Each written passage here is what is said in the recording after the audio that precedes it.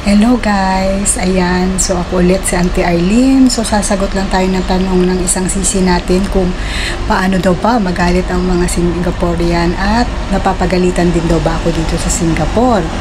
Wow! Ang galing sumayaw at ang ganda. Ganyan ang mga dugong Pilipino. So yun guys, tawag dito, hello sisi, ayan, natakot ka ba? Hindi ba ka mag-alala dito sa Singapore? Alam ko mahirap yung na pagpasok sa kaliwang tenga, ilabas sa kanang tenga.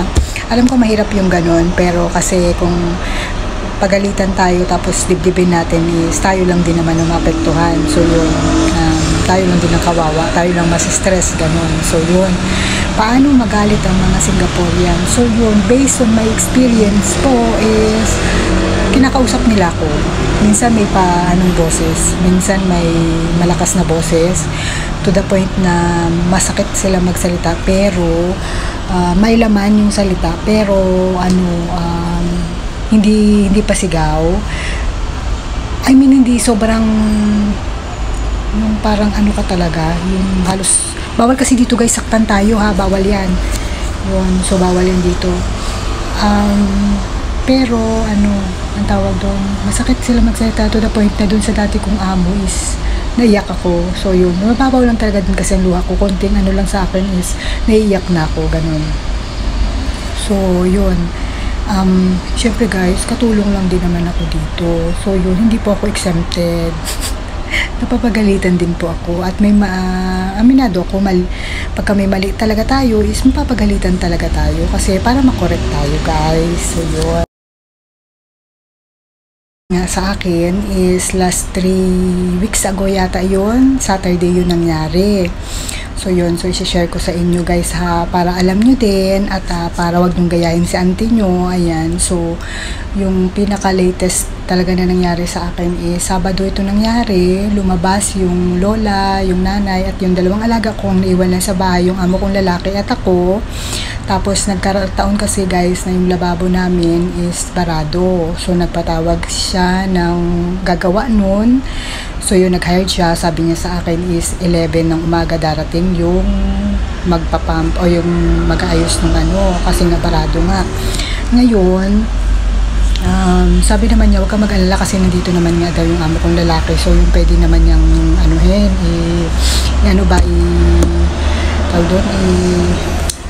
tawag doon, yung kumbaga may titingin ba or meron namang mag-aano sa akin dito. So yun, supervisor parang gano'n na kung may gumagawa dyan, at least meron naman na tao na nandito na para kung ano yung dapat gawin, gano'n. So yun, so in-expect ko 11. Ngayon, parang 10:30 pa lang, dumating na siya. Ay, yung amo kong lalaki ay nasa CR. So hindi ko na nistorbo. Nung pagdating nung mag-ano na lababo, so tinuro ko kung saan banda yun. Tapos yung lababo namin, tapos i-message ko agad yung amo kong babae, sabi ko na nandito na yung yung tubero. Ngayon, nag-reply siya sa akin. Tapos naalala ko pala, mayroon akong nilagay na sinalod kasi na parang timba doon sa ilalim kasi tinanggal ko nga yung nun para magamit namin yung lababo. Tinanggal ko yung parang ng tubo nun para doon na lang bumagsak sa sa timba.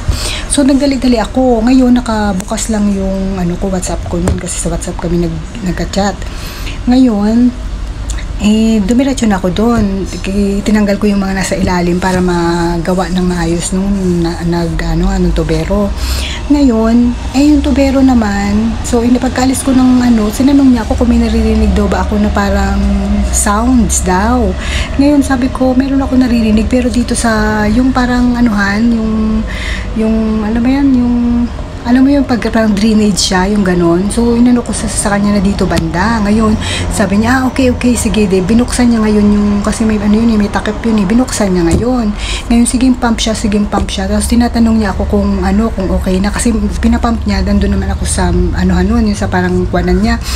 Nawala na sa isip ko, hindi na talaga tinicheck yung cellphone ko kasi cellphone ko ngayon nasa kwarto ko. So ngayon, inassist ko yung tubero. Ngayon, sabi ko, okay na, may nakita na ako basta nandun ako, nag-assist ako dun sa tubero. Ngayon, nakabukas na yung WhatsApp ko. Siguro naisip nung amo kong babae is nabasa ko yung message niya. Ngayon, natapos na lahat-lahat. Ang bilis lang kasi natapos na lahat ng tubero yon. So, yung concern naman, ang concern ko is naglilik yung sa ilalim nga, yung tinanggal ko na yun na parang yung tubig para masalo. Habang naghuhugas kami, masahod nung timba para hindi dumiretso dun sa bara. Pag klinos kasi yun, naglilik. Ngayon, tinignan niya, chinek niya, okay naman na daw. So, wala na problema. Tapos sabi niya gano'n. Tapos inadvisean niya lang ako na masyadong ma-oil daw yung aming drainage. Sabi niya pagka once a month daw lagyan ko ng kumukulong tubig na may sabon, buhusan ko daw yun. Ganun yung advice niya. Tapos sabi ko sa kanya dun sa tubero, paano pala ang payment ko niya, ang payment namin yan, kasi hindi sinabi sa akin ng amo kong babae. Sabi ko walang no instruction to me to how to pay you, ganyan. Sabi niya, huwag ka na mag-alala, sabi sa akin ng tubero, i-message na lang daw niya yung amo ko. Di sabi ko, okay, di lumabas na siya. Kasi ganun dito guys, mabilisan lang yung mga transactions dito. Pagka mayroon sa inyo may county kayo naglilinis na aircon o kung something, hindi sila mabagal, mabilis lang ang gawa nila dito guys. Pag tapos na, walang chika-chika dito. So yun, ngayon di sabi ko, okay, di ngayon, dumating naman yung amo kong lalaki. Lumabas na ng CR. Ako, malis na nga yung tubero, pero yung mga kalat niya, nilinis ko pa sa kusina. Ngayon sabi ng amo kong lalaki, dumating na ba yung parating na yun kasi 11. Sabi ko, dumating na sir, tapos na. Sabi, tapos na. Sabi niya ganun, sa CR ako, sayang, hindi ko naabutan. Sabi niya ganun. Ngayon, tumawag siya ngayon sa amo kong babae.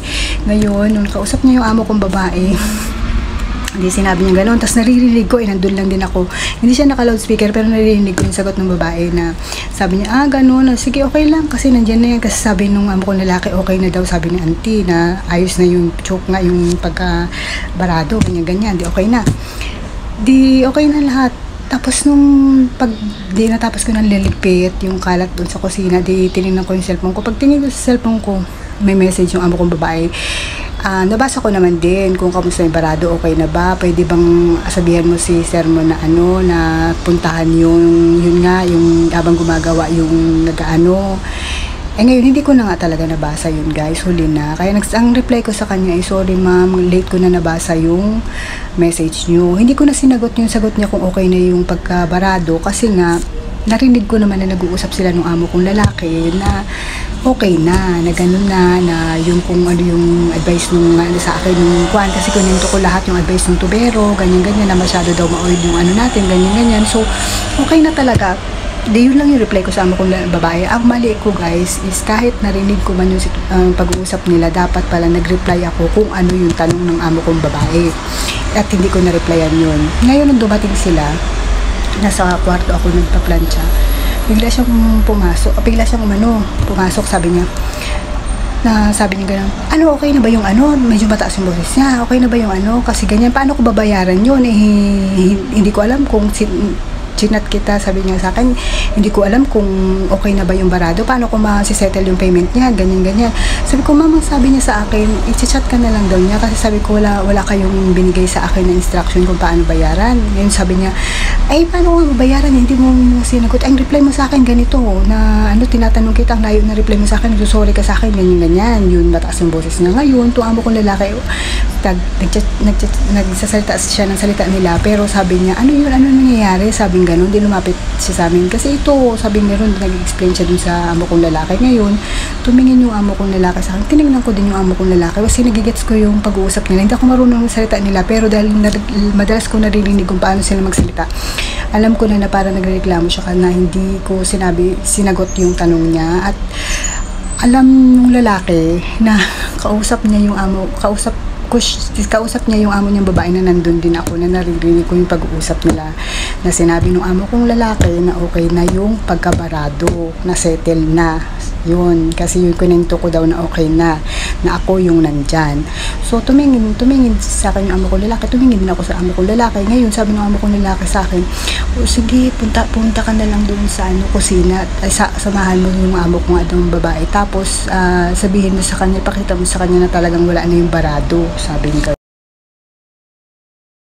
So yun, sumunod ako kasi parang nagkagets kami ni amo kong lalaki kasi nakita, kumbaga narinig ko talaga yung pag-uusap nila kasi nandun lang din siya sa kusina nung habang kinakausap yung amo kong babae. So alam niya na, kumbaga alam niya na alam ko na alam na nung amo kong babae na okay na yung lababo na maano na, kaya lang parang nag-ano lang talaga yung amo kong babae ng para mapagalitan ako kasi nga hindi ko nga nasagot yung gusto niya. So mainit lang talaga ang ulo niya, guys. So ngayon, so pumunta ako sa lababo. Ngayon sabi ng amo kong babae, anuhin mo yung timba, ibuhusan niya daw kung talagang wala na. Di sinunod ko siya. Tapos tinanong, wala na nga. Tapos ngayon, sabi ko sa kanya, mang ginawa din naman niya nung nag-ano ng lababo, nung tubero. Tapos kaya lang ito yung ginamit niya. Nakita ko rin naman talaga. Tapos sabi niya, so anong sabi nung okay na ba talaga yan? Wala nang problema? Wala naman. Kasi sabi ko, kinunsahin ko din yung sa baba natin, yung tubo doon na sabi ko naglilik pagka tawag doon pagka umano yung tubig, kaya sabi ko ganun, chinek niya, tapos winipe niya yun, tapos naghingi siya sa akin ng tissue, pero binigay ko yung kitchen towel, tapos winipe niya, pinakita niya sa akin, tuyo naman, pero pinapaagos niya yung tubig nung gripo.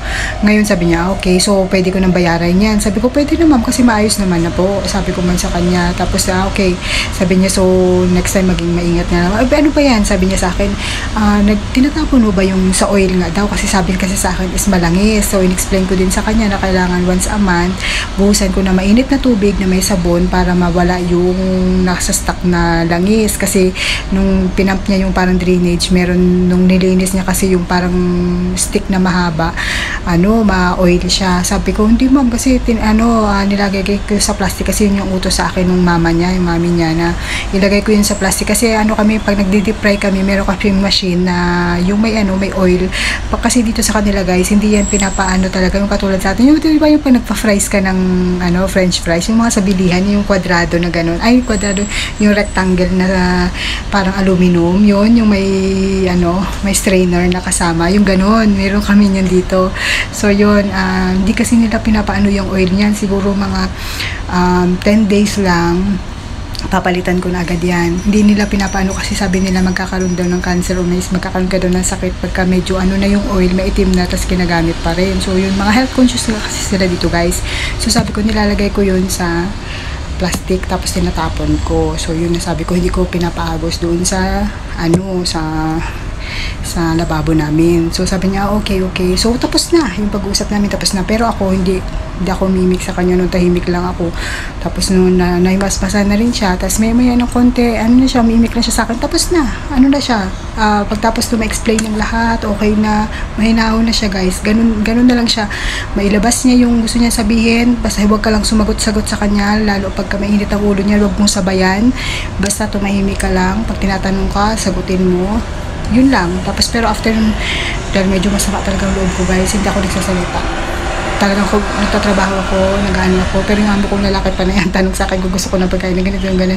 Tapos sila, parang wala na nangyari, guys. So yun, kaya ang lesson learned talaga, pagka nag-message yung amo natin, kung ano yung tanong sa atin, sagutin natin ng kung ano yung tanong sa atin. So yun yung mali ko. Pero yun na nga, whether alam na natin na alam niya.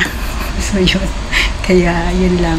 So yun, hindi ako accepted, sis. Napapagalitan din po ako dito, pero ang ko lang is hindi ko dinidibdib, di ko na kasi ganyan lang naman, kasi kilala ko na kasi mga amo ko, magagalit din sila, after nyan tapos na, basta mailabas lang nila yung yung gusto nilang sabihin. Pero kapag sumagot-sagot ka sa kanila, guys, kahit nasa tama tayo, pag ginawa natin kasi yan, sumagot-sagot sa kanila, kasi meron nga tayong mga foul na pagka yun, pwede tayong masend back, katulad nung pagiging walang modo sa kanila or bastos sa kanila. So yun, pag sumagot-sagot ka nga ng pabalang sa kanila, yun, pwede yun. Pero kung mag-explain ka lang, sabihin mo yung maayos yung side mo, pwede naman yun, pakikinggan nila. Or kung hindi naman nila hinihingi, katulad hindi ka nila tinanong, ako kasi tinanong niya ako kung kung okay na ba yan, ganon, or siya, yun. So nagtanong siya, so sinagot ko lang kung ano yung tanong niya, sinasagot ko lang. Pagka alam kong galit yan, hindi ako nagsasalita.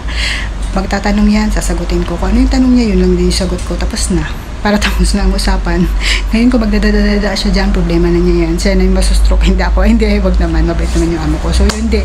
Ang ibig kong sabihin, yung lesson learned lang sa akin talaga nung is ko ano yung tanong dapat talaga sagutin ko. At saka, kasi syempre guys, hindi natin alam yung mga ugali ng mga amo natin or kahit naman sino, kahit din naman tayo sa sitwasyon din naman natin kung tayo lumugas sa sitwasyon nila, diba? So yun, kaya hindi ako exempted. So yun.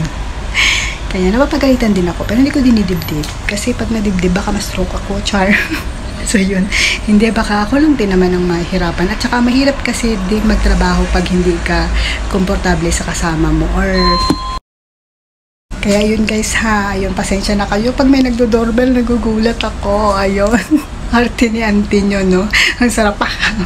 So yun, so bali yun lang guys. Alam ko mahirap, pero kasi tayo yung kailangan ng trabaho, dollars to. So yun na lang yung inaano ko sa isip ko. Kaya minsan hindi ko na lang pinapansin. Kasi pag mahirap magtrabaho nang hindi natin kasundo, yung kasi ang kanyan puro negative ang papasok sa isip natin. Nandyan na parang ayaw na tayo, ayaw na natin. Puro negative yan guys. Talagang puro parang sa atin is ayaw na talaga tayo. Ganun ang pwedeng maging cause niyan. Hindi natin matatapos ang kontrata. Kaya pagka mga ganyan, normal lang yan na nangyayari talaga yung napapagalitan tayo. Kasi may amo tayo. Pero kung tayo ang amo, tayo magagalit sa kanila. So yun lang. Hindi, isipin na lang natin dollars to, yun. So kaya hindi madaling, alam ko hindi madaling tawag doon, mangamuhan. So yun. Pero kasi yun nga, tayo lang din naman kasi ang kumbaga ang makakagawa ng kung anong ikaw okay natin. Kasi guys kung pakadibdibin natin yung galit sa atin ng mga amo natin, tayo lang din naman ang may inis, tayo lang din naman masistress, tayo lang din naman magsasuffer, diba? Kasi wala na tayo magagawa, nangyari na yun eh. Kumbaga, nandyan na yan, napagalitan na tayo niyan eh. Kahit mag-explain pa tayo, minsan mga amo natin, pakikinggan lang nila yan, kung anong gusto nilang pakinggan. Pero sa kanila kasi, pagka nasabi na nila yung gusto nilang sabihin, tapos na. So yun, kaya lang, deadbahin nyo na lang. So yun lang yung ma-advise ko ha. Kaya kung hindi nyo kayang deadbahin ako, Diyos ko po. Yan, hindi kayo pwede mag-upload pag ganyan kasi bawal dito ang konti ang pasensya. So yun lang, bye bye.